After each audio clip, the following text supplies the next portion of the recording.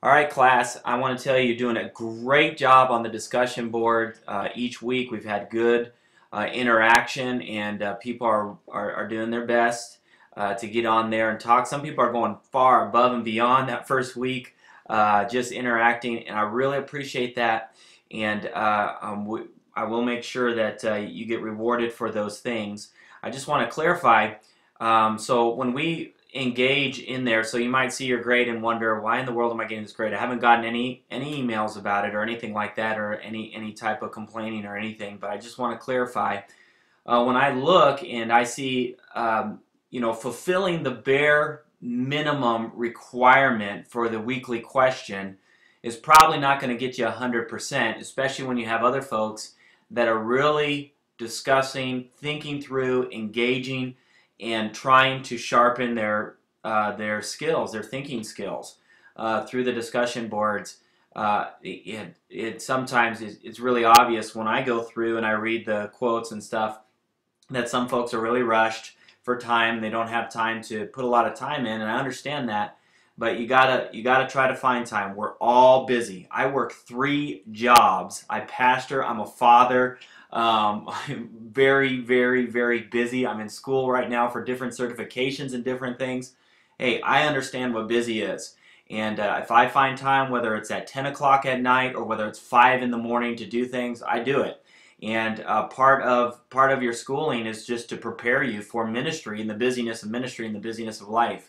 So just understand that. If you look on there and say, "Man, I got an 80, but I did the 100 word thing, and I responded to one post with a 2-sentence response." Understand, when you look around, you look at what everyone else is doing, and that I just don't want you to get frustrated. I just want you to understand where we're at when it comes to that. In addition to those things, I want you to know some of my response to some of your questions.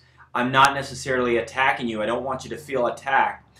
But if I read through someone's response, and maybe I can sense where they're going. There's some people on the board that we already have seen, or I've already known in the class, that theologically there might be some differences between me and themselves, and that's fine. That's perfectly permissible. But sometimes I may challenge that, or I may see that you are a strong thinker, and so I will come in and try to help develop and deepen some of your thinking skills. Some of them I might look and see some of the arguments that you're making biblically or doctrinally are good, but they're not the best. A lot of these questions, I want to try to, the best that I can, help you get to the core of the issues that are there. So there's scenarios that are set up. For instance, last week we had a question that was a scenario between a Baptist and a Roman Catholic. Well, I want to try to, the best I can, get you to the core issues every week, and understanding what the question is, and doctrinally what is the best way to answer that, and scripturally where do you got to go scripturally? Where's the core stuff? Because we all know these are really huge topics. There's a lot of different places that you can go with the answers. They're all good answers for the most part.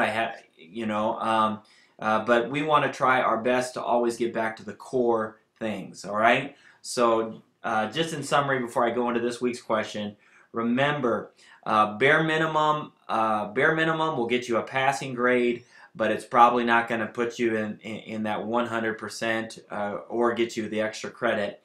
Number 2, be sure, don't take offense to anything that I say as I respond. I try to be very encouraging.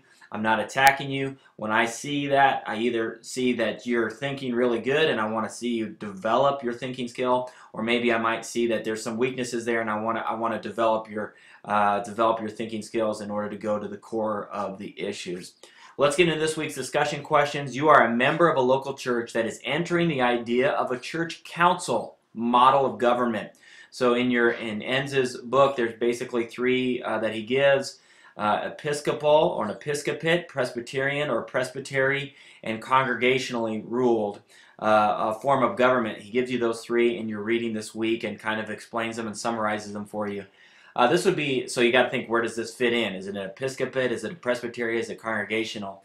This would be the only governing group within the church. The church would no longer have elders and deacons, or pastors slash elders. And let's click here through the question here. Members of the council would be elected from among the men and the women in the church. As a member of the church, you would respond to this proposal on the basis of Scripture. How would you respond to on the basis of Scripture? What are its strengths and weaknesses? Please confine your answers to 100 to 150 words. I love when you put the word count at the end of the answer, by the way. That's a help to me. If you say, hey, 108 words, 142 words, that's really good. Your response will be worth 100 points. I want to give you some keys to think through this. When you're thinking through this, you're going to have to think through what is an elder. In other words, what is the biblical definition of elder? What is the role? What is an elder slash pastor? You might call him pastor, you might call him elder. What do they do in the local church? What is their primary role within the church? Is it a biblical office? So you got to think through that. What is a deacon? There should be a question mark there. What is their role? What do they do within the church? If you're going to remove elders and deacons completely from the church, then you've got to be able biblically show that there's not a need for them. If you're going to confront this and say there is a need for it, then you better be able to defend from Scripture what an elder does, and what an elder is, and what an elder does, and what a deacon is, and what a deacon does. Okay, big subject, but I think you can do it. Thank you for watching this video and being patient with me. You're doing a great job. Keep it up. 3 weeks in, only a couple more questions to go. Keep engaging.